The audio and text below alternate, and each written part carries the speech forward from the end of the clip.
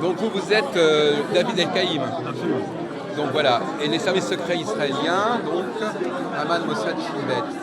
Donc moi j'avais vu un film qui avait été assez important sur les attentats comment les Israéliens avaient vengé l'attentat de Munich de 72. Il y avait un film assez fort là-dessus qui avait été fait. Ça donne la tonalité un petit peu du travail donc Israël, ils ont le bras long, Israël. En fin de compte, ils sont capables de retrouver quelqu'un très loin et de régler des comptes à distance. Est-ce que c'est une sorte de puissance comme ça, extrêmement redoutable? Effectivement, depuis la création d'Israël, les services secrets ont développé aussi leur connaissance du monde entier au fur et à mesure que les intérêts humains et économiques d'Israël s'étendaient. Si vous voulez, au tout début de l'existence d'Israël, le principal enjeu de sécurité se trouvait vraiment aux frontières d'Israël parce qu'il s'agissait de défendre le territoire. Une quinzaine d'années plus tard, le champ de sécurité s'est un peu étendu à, disons, l'ensemble de la Méditerranée et du Moyen-Orient. Et maintenant, à l'ère de la globalisation et des entreprises internationales et de toutes ces choses-là, maintenant, Israël, comme tous les pays du monde, a des intérêts à défendre absolument partout. Les consulats, les ambassades et toutes ces choses-là. Et pour en revenir à l'exemple que vous donniez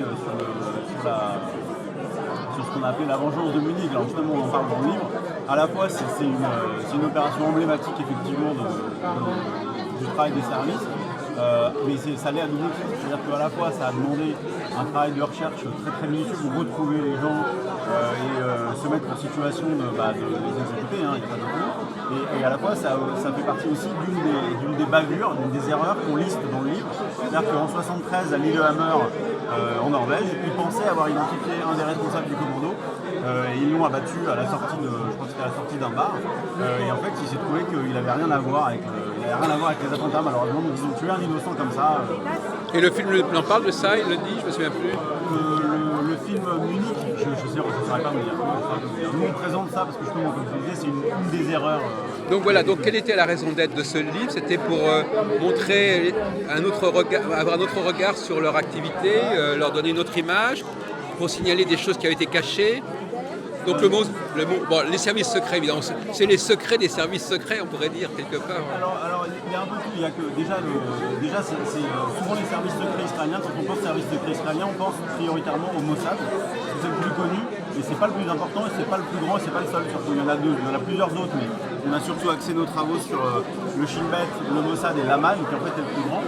Et puis deuxièmement, on voulait aussi mettre un petit peu, faire un travail d'analyse scientifique sur leur fonctionnement, leur histoire, leur méthode, à la fois pour les présenter et puis pour vraiment dissiper toutes les rumeurs et tous les complots qu'il y a sur le Mossad, à qui on attribue à peu près toutes les opérations qui se passent dans le monde, et dès que quelque chose est bizarre dans le monde, on dit que c'est le Mossad, alors que pas du tout. Voilà, il faut leur travail de service secret. Alors ils ont quand même beaucoup d'indicateurs, même dans le monde arabe probablement. Par exemple, au niveau de Gaza, par exemple, quand on fait des frappes très, très, très précises, c'est qu'on sait qu'il y a des gens là-bas, donc ils sont informés. Oui, alors absolument, ils sont comme tous les services. Enfin, un service secret, il repose sur évidemment le renseignement électronique. Maintenant, c'est quelque chose qui explose avec les écoutes, les images satellites et toutes ces choses-là. Mais il faut absolument du renseignement humain, c'est-à-dire des gens qui sont soit des gens qui sont infiltrés dans l'organisation qui est ciblée, soit des gens qu'on va chercher dans cette organisation et qu'on transforme en espions, en fait, qu'on recrute. Et évidemment, Israël a des espions et des indicateurs à Gaza, en Jordanie, un peu partout, comme un ensemble de pays, comme les autres pays font ailleurs. Et comment fait-on pour les retourner, les gens, les taupes, enfin je sais pas comment. Alors en fait, il y a plusieurs leviers. Vous avez le levier idéologique, il y a des gens qui disent voilà, moi je me sens proche d'Israël, donc je vais travailler pour Israël, je vais leur donner des informations. Inversement, par exemple au Liban, souvent ce qui se passe c'est que, comme vous le savez, la société libanaise, oui. elle est traversée par des différences entre les communautés, donc de temps en temps on peut prendre quelqu'un d'une communauté pour aller espionner l'autre communauté. Il y a évidemment aussi l'aspect financier, il y a des gens dont on sait qu'ils ont des problèmes d'argent et qu'on leur propose de leur donner de l'argent pour trouver des renseignements, ça marche. Il y a aussi la vanité du type à retourner potentiellement. Il y a un ensemble de leviers en fait. Mais ça marche pas à tous les coups. Et puis des fois c'est un mélange d'un petit peu tout. En fait. Par exemple, je pense à ce, j'ai plus dans la tête sur mémoire, ce garçon qui est resté prisonnier pendant des années, vous savez, il a fallu payer un prix fou pour le faire sortir. Gilad Shalit ? Oui, bon, c'était un échec des services secrets, ça, non? Parce que vraiment, il a fallu vraiment payer le prix fort et au bout de plusieurs années, on n'est pas arrivé à trouver de solution pour le sortir. Le problème, c'est qu'une fois qu'il avait été emmené à Gaza, les chances de le localiser étaient très faibles. Et si on arrivait à le localiser, on avait 99% de chances qu'il y passe pendant l'opération. Donc même si honnêtement j'ai pas les détails de cette affaire-là, à partir d'un certain moment, quand l'otage est à Gaza et qu'il est vraiment très bien caché, c'est très difficile de le retrouver. Donc il fallait en passer par un échange de... Israël a décidé d'en passer par un échange de terrorisme. Donc vous avez un échange d'otages. Vous avez des pays qui refusent ces échanges-là, mais tout se discute, mais soit vous vous retrouvez à payer et du coup ça incite à reprendre des otages dans votre camp, soit vous ne payez pas et vous avez des décapitations, des exécutions, comme malheureusement la France ou les États-Unis récemment ont pu. Donc on peut dire que les services secrets permettent de prévoir les allées et venues, les projets de l'ennemi par exemple. Il y a une dimension prévisionnelle qui va pouvoir... Absolument, c'est une de leurs fonctions et c'est aussi le paradoxe de ce métier-là, c'est-à-dire que souvent vous n'entendrez parler des services que parce qu'ils auront raté quelque chose. Quand ils n'ont pas raté quelque chose, ils arrivent à empêcher un attentat, ils arrivent à empêcher un enlèvement, ils arrivent à empêcher un sabotage, sauf que le grand public ne le sait pas parce que ça a marché et qu'ils ont réussi à le faire dans des conditions qui font que personne ne se doute que c'est ça. On pense un peu au personnage de Jonas. De Jonas, le prophète Jonas. Absolument. Qui annonce quelque chose et puis qui va éviter que ça se produise. Ce sont les nouveaux prophètes, un peu, les services ici. Alors, ils font des rapports qui sont délivrés au gouvernement. Comment ça se passe? Exactement. Alors, vous avez chacune des agences de renseignement israéliens. Elle remet des rapports périodiques et qui sont synthétisés par le patron du Mossad parce que c'est lui qui est le chef de la communauté du renseignement. Ah oui. C'est lui qui fait ce travail-là. C'est lui qui a ce rôle de coordinateur. Alors après, ça n'empêche pas les autorités de recevoir quand même les autres rapports, mais le travail de coordination, c'est lui qui le fait. Et en fait, les rapports des services de renseignement, c'est de l'aide à la décision pour le gouvernement, mais heureusement que ce n'est pas le seul. Il y a d'autres considérations que les considérations purement sécuritaires, évidemment. Et quelles sont les relations entre ces divers services, Monsieur El-Kaïm? Vous voulez dire entre eux? Oui. Alors, parce qu'on a un imaginaire de la guerre des polices, la guerre des services.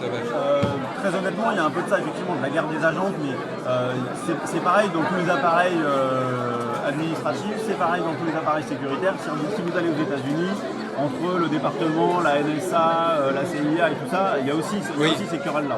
Mais est-ce qu'il y a une raison d'être, la diversité même de ces services? Alors, il y a une raison d'être dans le sens où en fait ils n'ont pas tous le même objet. Typiquement, si on prend le cas de l'Aman c'est le renseignement militaire. Donc lui, il s'occupe vraiment d'essayer de comprendre ce que font les autres armées. Ah oui. Alors que le Mossad, c'est vraiment, c'est pas ce type de renseignement-là. Alors après, ils collaborent évidemment, mais c'est pas la même chose.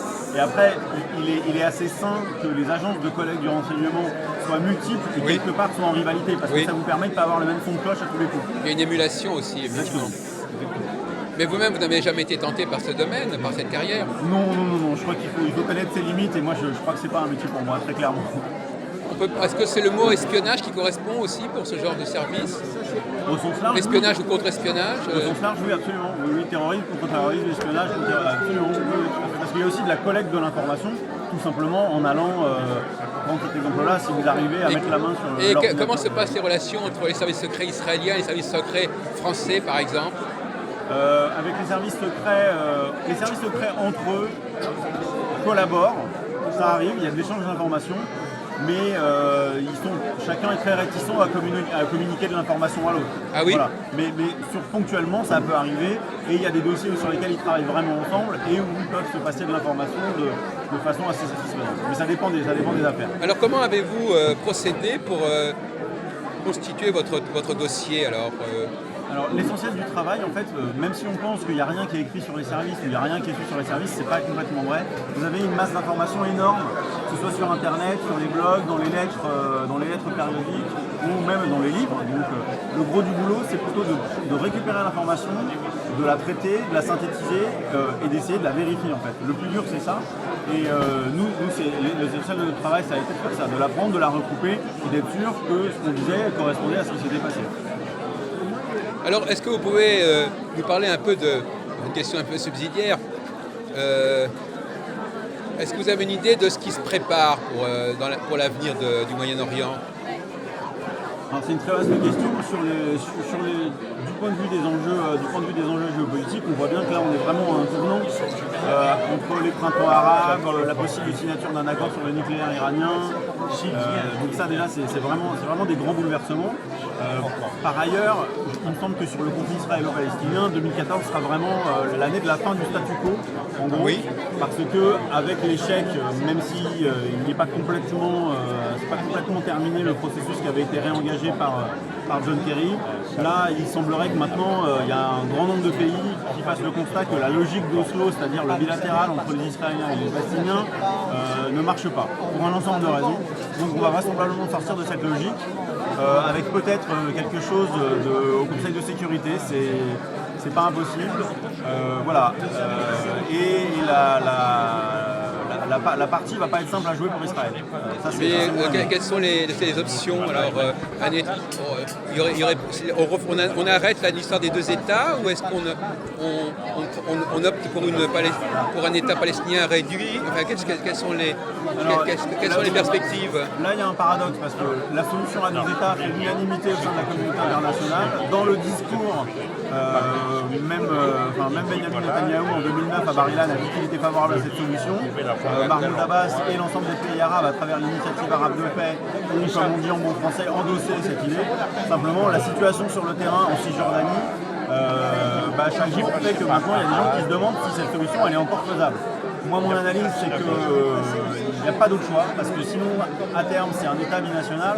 Un État binational, c'est quasiment la guerre civile assurée, parce que les Israéliens n'ont pas envie de vivre avec les Palestiniens, et les Palestiniens n'ont pas envie de vivre avec les Israéliens, et c'est parfaitement naturel. Chacun a envie d'avoir son État et sa souveraineté. Le problème, c'est de faire coexister ces deux souverainetés, ces deux nationalismes qui sont légitimes. Et à l'intérieur de la population israélienne et de la population palestinienne, vous avez encore aujourd'hui un consensus assez fort pour la solution à deux États. Maintenant, c'est un problème de volonté politique, à la fois du côté palestinien et à la fois du côté israélien, évidemment, où à l'intérieur de la coalition, vous avez des ministres qui ont clairement dit qu'ils n'étaient pas favorables à cette solution. Donc, on est devant justement un blocage et la question est comment en sortir. Et la réponse est évidemment pas simple. Enfin, il y a quand même déjà des Arabes israéliens. Alors il y a 20% d'Arabes israéliens absolument qui bénéficient d'un ensemble de droits, même si mais ça c'est quand même un précédent. Oui, absolument. Et par ailleurs, donc, à la fois ils bénéficient de droits, à la fois comme vous le savez, comme ils ne font pas l'armée et un ensemble d'autres choses, ils sont en Israël, vous avez quand même, c'est comme dans toutes les démocraties, comme en France, comme aux États-Unis, vous avez des phénomènes de discrimination, des phénomènes de racisme, des phénomènes d'inégalité. Et c'est clair que même sur le plan intérieur en Israël, la réconciliation, le terme n'est pas exact, mais le fait que maintenant il va falloir aussi qu'Israël s'intéresse à sa minorité arabe, c'est clair. Mais alors pour conclure, pour revenir à l'idée initiale, les services secrets israéliens contribuent à alimenter l'image d'un pouvoir juif omnipotent, omniscient, cosmopolite. Enfin, je veux dire, c'est quand même, ils ont quelque part, ils vont dans ce sens-là d'une capacité des Juifs à contrôler beaucoup de choses. Moi j'ai tendance à penser que les antisémites n'ont besoin ni d'Israël ni des Juifs. Donc moi je trouve que ça c'est pas une question, j'allais dire, la question est intéressante, je veux dire, mais il ne faut pas s'attarder à essayer de contredire des complotistes ou des dieudonnés parce que c'est pas des gens sur lesquels il faut s'attarder. Ça sert à rien de perdre son temps avec ces gens-là.